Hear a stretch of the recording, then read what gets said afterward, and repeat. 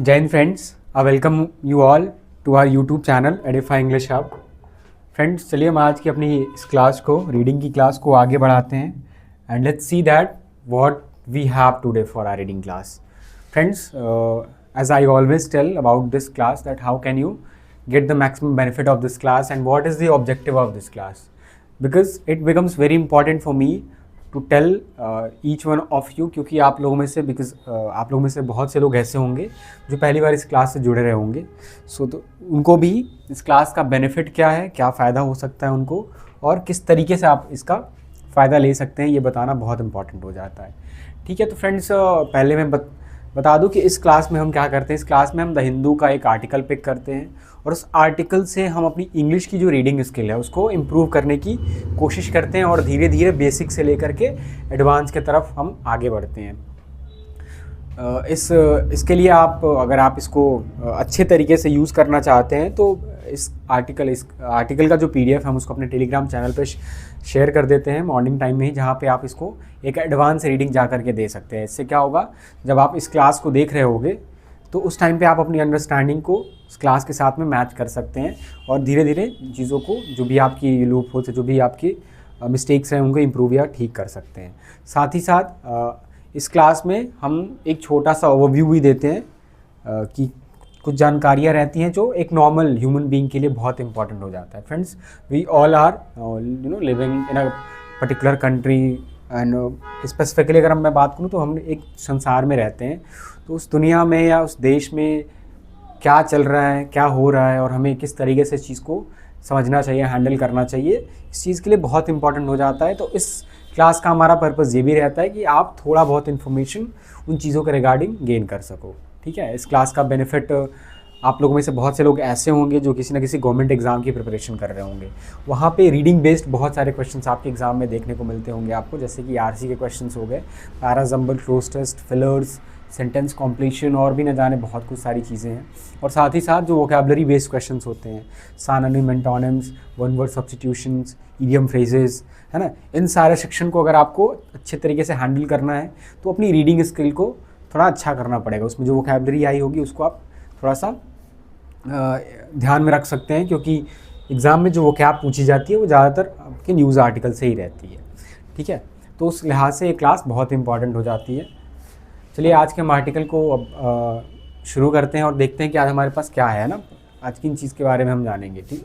तो फ्रेंड्स, जानते होंगे आप कि पिछले कुछ सालों से, है ना, जब से आप तैयारी में लगे हुए होंगे तब से स्टैम्पेड यानी भगदड़ के केसेस आप काफ़ी सारे सुन रहे होंगे, है ना, कि यहाँ पे भगदड़ हो गया। कुंभ हुआ था जब प्रयागराज के अंदर, वहाँ पे काफ़ी भगदड़, काफ़ी लोगों की जान चली गई थी भगदड़ की वजह से, है ना। दिल्ली रेलवे स्टेशन पे भी स्टैम्पेड हुआ था जिससे कई लोगों की जान चली गई थी, और भी बहुत सारे जगह पे रिलीजियस गैदरिंग। तो एक कॉमन ट्रेंड नोटिस करेंगे आप यहाँ पे कि रिलीजियस जो प्लेसेस होते हैं वो बहुत ज़्यादा वनरेबल होते हैं इन तरीके की स्टैम्पेड्स के लिए। वो ऐसा क्यों होता है तो थोड़ा सा जान लेते हैं। ठीक है, why religious places are more vulnerable to stampede, क्यों ऐसा होता है कि जो रिलीजियस प्लेसेस हैं वो ज़्यादा वनरेबल होते हैं। तो पहला जो कारण है वो है massive crowds in limited space. पहली बात, वो जो एरिया होता है, जो स्पेस होता है मंदिर का, प्रांगण जो होता है, वहाँ पे बहुत ज़्यादा भीड़ आ जाती है एक ही साथ। ठीक है, देख रहे हो आप, जैसे जैसे हमारी जनसंख्या बढ़ती जा रही है वैसे वैसे डिवोटीज़ का नंबर है वो भी बढ़ता जा रहा है, लोगों की आस्था बढ़ती जा रही है। तो इससे लिमिटेड स्पेस में ही जगह तो उतनी ही है, बट जब पॉपुलेशन बढ़ रही है उससे क्राउड भी बढ़ता जा रहा है। तो पहला कारण ये है। जो रिलीजियस इवेंट्स होते हैं या फेस्टिवल होते हैं वो अट्रैक्ट करते हैं बड़ी नंबर ऑफ पीपल को, है ना। जब भी कोई इवेंट होता है या फेस्टिवल होता है तो उससे हज़ारों की संख्या में या करोड़ लाखों की संख्या में लोग अट्रैक्ट होते हैं किसी पर्टिकुलर मंदिर को लेकर के, often beyond the areas capacity. और हमें अक्सर ये देखने को मिलता है कि जो एरिया की कैपेसिटी उससे ज़्यादा ही लोग आ जाते हैं। ज़्यादातर जो टेम्पल्स होते हैं या फिर श्राइन्स होती हैं उनका जो रास्ता होता है बहुत ही पाथ होता है, पर्टिकुलर रीजन की वजह से उसको नैरो बनाया जाता है, और साथ ही साथ कुछ ही एग्जिट पॉइंट्स भी होते हैं। ठीक है, वो इतनी बड़ी भीड़ को हैंडल करने के लिए पर्पज़ से नहीं बनाया गया रहता है। तो पहला कारण तो ये हो गया। दूसरा कारण क्या है हमारा, इमोशनल एंड इम्पल्सिव बिहेवियर। तो इमोशनल और इम्पल्सिव बिहेवियर कैसे, यहाँ पे डिवोटीज़ का रोल आ जाता है कि जो डिवोटीज़ वो एक्ट करते हैं आउट ऑफ फेथ, है ना, काफ़ी आस्था होती है तो अपने भगवान को, अपनी जो भी उनका जिनको भी वो पूजते हैं उनके लिए काफ़ी ज़्यादा फेथ रहता है उनके अंदर, एक्साइटमेंट भी रहता है, और साथ ही साथ डर और कोई लॉजिक भी नहीं होता है इसके अंदर। ठीक है, काफ़ी डर भी रहता है। अ सडन मूवमेंट और push during rituals can spark panic. एक छोटा सा मूवमेंट होता है या पुश होता है जिससे पूरा का पूरा जो रिचुअल है वो एक पैनिक स्पार्क कर सकता है, उससे पूरा का पूरा एक पैनिक क्रिएट हो सकता है। तीसरा जो कारण हम देखते हैं वो होता है वीक इंफ्रास्ट्रक्चर एंड फैसिलिटीज़। यहाँ पे गवर्नमेंट है ना और जो टेम्पल की अथॉरिटीज़ होती हैं उनका काफ़ी इंपॉर्टेंट रोल आ जाता है यहाँ पे। ये जो पुअर क्राउड बैरियर्स है ना, काफ़ी ख़राब क्राउड के जो बैरियर्स होते हैं जो उनको रोकने का जो काम करता है काफ़ी ख़राब होता है। सरफेस भी काफ़ी अनइवन देखी जाती है और साथ ही साथ वेंटिलेशन की भी काफ़ी कमी देखी जाती है। वेंटिलेशन क्या होता है, तो भीड़ इकट्ठा हो जाने की वजह से हवा ही पास नहीं होती है ना, बाहर की हवा अंदर की हवा बाहर नहीं जा पाती और बाहर से हवा भी नहीं आ पाती, तो उससे भी क्या होता है, इस तरीके के स्टैम्पेड हो जाते हैं जिससे मूवमेंट भी काफ़ी ज़्यादा रिस्की हो जाता है, जोखिम भरा हो जाता है। मेडिकल हेल्प और साथ ही साथ जो इमरजेंसी के एग्जिस्ट होते हैं वो भी लोगों को पता ही नहीं रहता कि वो है कहाँ पे, ठीक है, उसके चक्कर में भी लोग इधर उधर भागना शुरू कर देते हैं। फोर्थ जो कारण कह रहा है, lack of planning and train personnel, है ना, यहाँ पे जो हमारी अथॉरिटीज़ हैं उनके तरफ से भी, उनके एंड से भी हमें कुछ प्रॉब्लम्स देखने को मिलती है। मेनी इवेंट्स आर मैनेज्ड, कई सारे जो इवेंट्स हैं उनको मैनेज किया जाता है बाई अनट्रेंड वॉलंटियर्स के द्वारा, यानी जो अपने मन से इवेंट को मैनेज करने के लिए आगे आते हैं उनके द्वारा हैंडल किया जाता है बजाय कि प्रोफेशनल्स के। तो ये चीज़ बहुत ही बड़ी समस्या बन जाती है वहाँ पे, क्योंकि उनको प्रॉपर ट्रेनिंग मिली नहीं रहती है, जिससे क्या होता है कि जो पैनिक जैसी सिचुएशन क्रिएट हो, स्टैम्पेड जैसी सिचुएशन क्रिएट हो, तो उस टाइम पे क्या करना चाहिए उनको पता ही नहीं रहता, जिससे स्टैम्पेड में बहुत सारे लोग की जान भी चली जाती है। No proper system to control entry, कोई भी प्रॉपर सिस्टम नहीं होता है, कई जगह पे ऐसा देखने को मिलता है, ताकि एंट्री को कंट्रोल किया जा सके, डेंसिटी को मॉनिटर किया जा सके और साथ ही साथ लोगों को भी गाइड किया जा सकता है। नंबर भी बहुत कम रहते हैं, ट्रेंड जो पर्सोनल का, जो अगर ट्रेंड पर्सोनल भी है तो उनका नंबर भी बहुत कम ही रहता है वहाँ पे, देखने को ऐसा हमें अक्सर मिलता है, क्योंकि लोगों ने एक्सपेक्ट नहीं किया होता है कि ऐसा भी हो सकता है। लो सेफ्टी अवेयरनेस, सेफ्टी के अवेयरनेस को लेकर के भी काफ़ी कभी देखने को मिलती है डिवोटीज़ के अंदर। Devotees rarely follow safety instruction, बिल्कुल सही बात है, ये तो बहुत इंपॉर्टेंट है। जो डिवोटीज़ हैं, है ना, जो भी वहाँ पे लोग विज़िट किया, जिन लोगों ने भी पूजा पाठ करने के लिए, तो ऐसा देखा जाता है कि वो सेफ्टी के इंस्ट्रक्शन को क्लियरली और केयरफुली फॉलो नहीं करते हैं। Many assume that faith will protect him, हाँ बिल्कुल ये बात तो सही है, ये कई लोगों को लगता है कि जो फेथ है वो उनको बचा लेगा, इग्नोरिंग प्रैक्टिकल स्किल। देखिए भगवान के अंदर आस्था बहुत अच्छी बात है, हमें बिल्कुल रखना चाहिए, ठीक है, वो अपना इंडिविजुअल चॉइस हो सकता है, लेकिन जो प्रैक्टिकल चीज़ें हैं ना उनको आप अवॉइड नहीं कर सकते, नहीं तो फिर ऐसी सिचुएशन में लोग की जान चली जाती है और नुकसान अल्टीमेटली वहाँ पे जो वनरेबल लोग होते हैं उन्हीं को होता है, और कोई जो डिवोटी होते हैं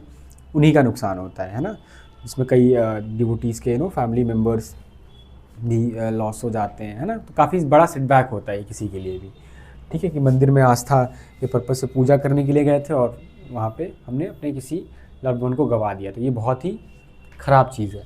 ठीक है। फिर आज के आर्टिकल में हम वर्ड को थोड़ा सा एक बार पहले से देख लें, ताकि जब हम आर्टिकल पढ़ें तो काफ़ी हमें दिक्कत ना हो, है ना, पढ़ने में। पहला वर्ड है स्टेवॉर्ड। स्टेवॉर्डिंग का मतलब क्या होता है, मैनेजिंग और सुपरवाइजिंग पीपल और इवेंट्स, यानी पीपल और इवेंट्स को मैनेज करना या सुपरवाइज करना, क्या कर रहे हैं, कैसे कर रहे हैं, उनका नंबर क्या है ना, ओवरसीइंग भी आप इसको कह सकते हैं। कॉर्डन ऑफ, बहुत ही अच्छा आज फ्रेजल वर्ब आया हमारे आर्टिकल में, काफ़ी नया है ये। टू ब्लॉक और इनक्लोज एन एरिया, किसी भी एरिया को क्या कर देना, या तो ब्लॉक या फिर इनक्लोज कर देना, रोक देना, that is called cordon off. Seal off या बैरिकेड या आइसोलेट भी आप इसको कह सकते हैं। नेक्स्ट वर्ड है हमारा फिजिबल। फिजिबल का मतलब क्या होता है, फिजिबल मतलब होता है पॉसिबल और प्रैक्टिकल टू डू, यानी कोई भी ऐसी चीज़ जो या तो पॉसिबल हो या फिर प्रैक्टिकल हो करने में। वाइबल, वर्केबल या अचीवेबल भी आप इसको कह सकते हैं। नेक्स्ट वर्ड क्या है, लीथल। लीथल का मतलब होता है घातक, कॉजिंग डेथ, यानी कोई ऐसी चीज़ जो बहुत बड़ी इंजरी कॉज करे, that is called lethal. Fatal, deadly या पॉइजनस भी आप इसको कह सकते हैं। इग्रेस, एडजेक्टिव है ये, रिलेटेड टू एग्जिट और वे आउट, यानी बाहर निकलने से जो रिलेटेड चीज़ें होती है, that is called egress. Exit, outlet या पैसेज भी आप इसको कह सकते हैं। प्रेडिक्टेबल, प्रेडिक्टेबल क्या होता है, प्रेडिक्टेबल का मतलब होता है एक्सपेक्टेड टू हैपन, यानी कोई भी ऐसी चीज़ जिससे उम्मीद की जा रही है कि हो सकता है, दैट इज़ कॉल्ड तो something that can B predict, उसको आप पहले से बता सकते हैं कि यहाँ ऐसा तो हो ही सकता है, that is called predictable. Foreseeable या एक्सपेक्टेड भी आप इसको कह सकते हैं। रिवील, वर्ब है ये। रिवील का मतलब क्या होता है, किसी भी चीज़ को या तो नोन कर देना, है ना, पब्लिक में लेकर के आ जाना, या शो समथिंग हिडन, यानी कोई भी छुपी हुई चीज़ है उसको आप लोगों के सामने ला दो, जानकारी में ला दो लोगों के, दैट इज़ कॉल्ड रिवील करना। एक्सपोज, डिस्क्लोज या अनकवर भी आप इसको कह सकते हैं। तो ये कुछ वोकैबुलरी है, ठीक है। आज का आर्टिकल पढ़ने में भी आसान है और वोकैबुलरी भी कुछ डिफ़िकल्ट आई नहीं है, तो हम आसानी से इस आर्टिकल को पढ़ सकते हैं, ठीक है। आर्टिकल का टाइटल क्या है, तो आर्टिकल का टाइटल है depressing pattern.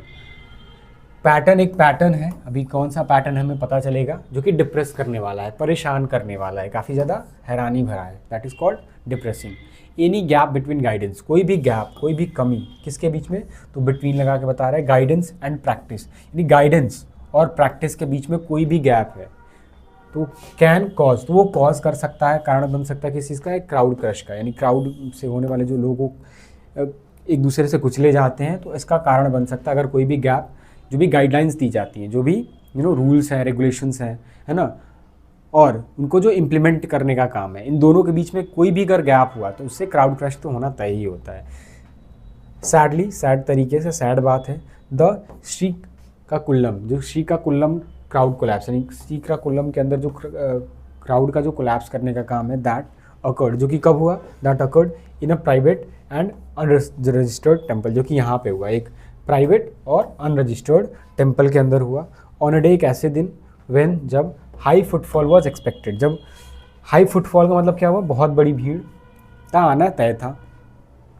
Is hardly surprising, तो ये जो कोलैप्स है वो मुश्किल से ही क्या है, सरप्राइजिंग है, यानी ये काफ़ी आम बात हो चुकी है अब तो, कि भीड़ अगर इकट्ठा होगी तो स्टैम्पेड का होना, तो कोलैप्स का होना और क्राउड कोलैप्स का होना बहुत ही नॉर्मल सी बात है। रिपोर्ट्स इंडिकेट, रिपोर्ट बताती हैं, दैट की देयर वॉज वन कंबाइंड, क्या था, एक कंबाइंड एंट्री और एग्जिट था, है ना, एक ही था, है ना, कंबाइंड एंट्री, यानी एंट्री करने के लिए भी मंदिर में जो अंदर जाने का रास्ता था वो भी एक था, और साथ ही साथ एग्जिट का भी एक ही रूट था। Public use of and under construction area, और जो पब्लिक यूज़ था, पब्लिक के द्वारा यूज़ किया गया जो क्या था, एक अंडर कंस्ट्रक्शन एरिया था। इन adequate स्टेवॉर्डिंग,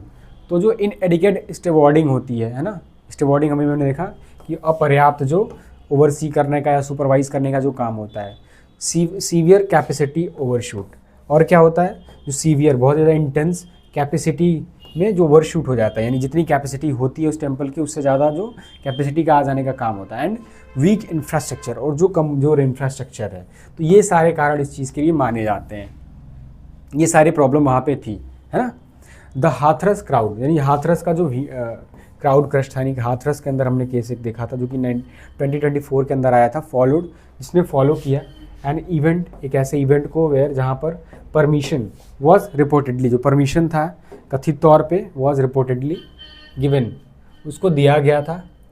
was given for only 1/3 of the crowd, केवल 1/3 क्राउड के लिए, दैट अटेंडेड, जिसने अटेंड किया था, जितनी भीड़ थी उसका 1/3 हिस्से वाली क्राउड को ही क्या किया गया था, परमिशन दिया गया था। एंड इन्वेस्टिगेशंस, और जो इन्वेस्टिगेशंस की गई, जो छानबीन की गई, साइटेड, उन्होंने साइट किया, यानी हवाला दिया, इन एडिकेट एग्जिट का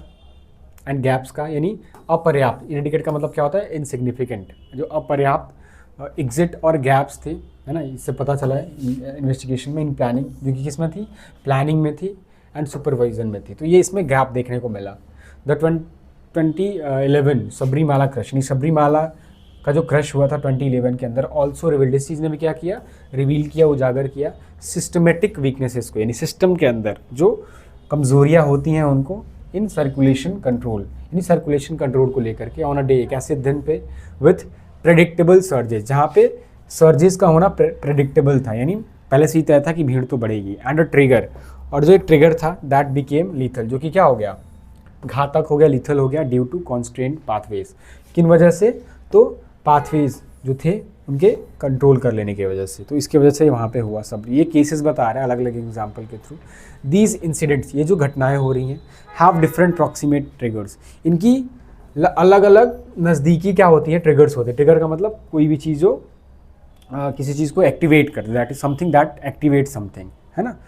तो but the same cause of failures, लेकिन इनके जो फेल्योर होने के कारण है वो सेम होते हैं। रेसिप्रोकल प्रेसिडेंट्स, पहला तो रेसिप्रोकल प्रेसिडेंट फ्लोज, यानी रेसिप्रोकल प्रेसिडेंट पेडिस्ट्रियन फ्लोज का मतलब क्या हुआ कि लोग एक दूसरे की तरफ ही क्या बढ़ रहे हैं, आगे पीछे बढ़ रहे हैं ना, that is called reciprocal pedestrian flows. And shared gates, और क्या होते हैं, शेयर गेट्स होते हैं, यानी एंट्री भी एक ही गेट से और एग्जिट भी एक ही गेट से, तो ये प्रॉब्लम है। वीक फिजिकल पब्लिक, और क्या है, फिजिकल पब्लिक इंफ्रास्ट्रक्चर, यानी पब्लिक को असिस्ट करने वाला जो इंफ्रास्ट्रक्चर है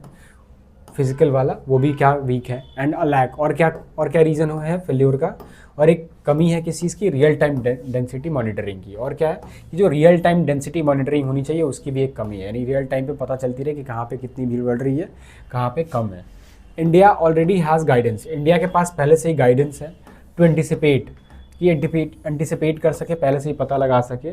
दीज फेल्योर्स, यानी फेल्योर्स का, including 2014 national disaster management authority, जो 2014 का ये NDMA है, guidelines and the national building code, और इसके अंदर जो गाइडलाइंस है ना, एंड साथ ही साथ नेशनल बिल्डिंग कोड भी है, तो ये पहले से ही एग्जिस्ट करती हैं। इंडियन अथॉरिटीज़, इंडिया की जो अथॉरिटीज़ ऑफिशियल्स जो लोग हैं, हैव ऑलरेडी डेमोन्स्ट्रेट, उन्होंने पहले से ही दिखाया हुआ है अ फिजिबल पाथ, यानी एक